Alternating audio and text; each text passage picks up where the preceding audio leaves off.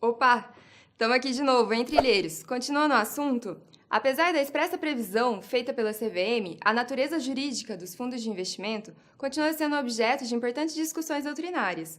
O comercialista Erasmo Valadão, em um parecer emitido em 2014, aborda as diversas teorias ligadas à natureza jurídica dos fundos de investimento. No começo, todo mundo entendeu que os fundos seriam uma forma especial de sociedade em conta de participação, conforme acreditava Oscar Barreto Filho. Outros autores ainda defendem que se trata de um condomínio especial e outros ainda defendem os fundos como um contrato de sociedade entre os participantes do fundo.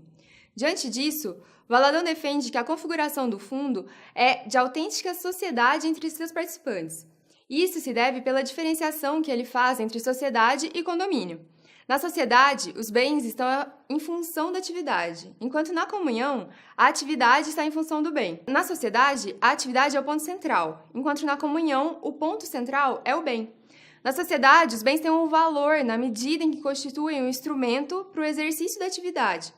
Daí, a contínua mudança da consistência patrimonial da sociedade, ao contrário da estabilidade normal dos bens que estão num condomínio.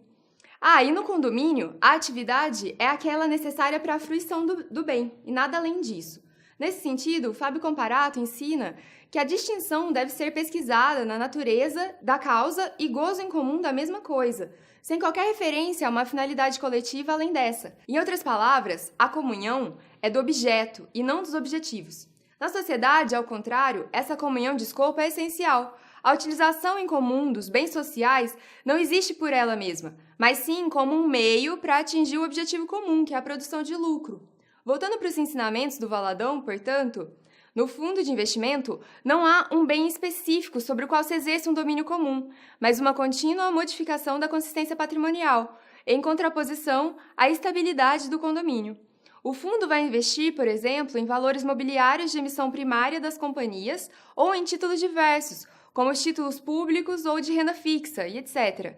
O fundo pode ter, inclusive, comitês de investimento, que mostra que a atividade de aplicação é superior e sujeita aos bens como instrumentos. Nesses termos, Valadão, ao constatar o exercício da atividade econômica pelo fundo, entende que ele seria uma sociedade em comum.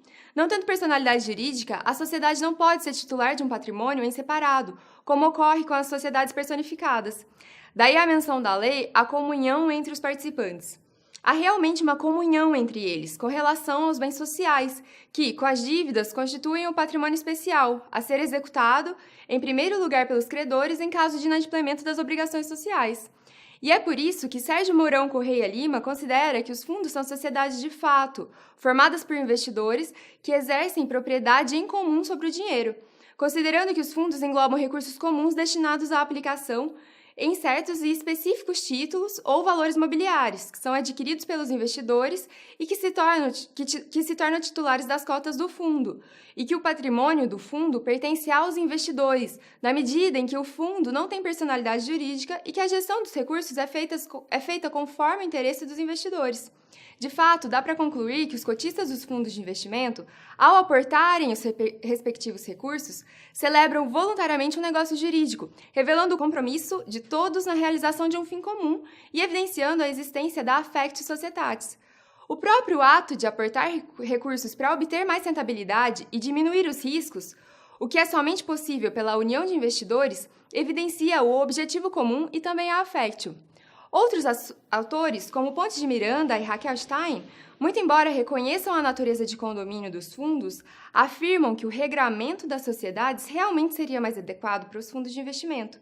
A professora Raquel observa que, ao invés de definir o fundo como condomínio fechado, teria sido mais próprio definir como uma sociedade aberta, não personificada, com organização igual à das companhias. Isso porque a adoção de uma estrutura organizacional conhecida facilitaria a aplicação, mesmo que subsidiária, das normas da Lei nº 6.404, de 76, que é a Lei das SAs, e evitaria a necessidade de maiores construções teóricas para que se chegasse a esse resultado. E aí, tudo certo até aqui? O posicionamento da doutrina, embora não seja unânime, é bem fundamentado e deixa tudo mais fácil, né? Até a próxima!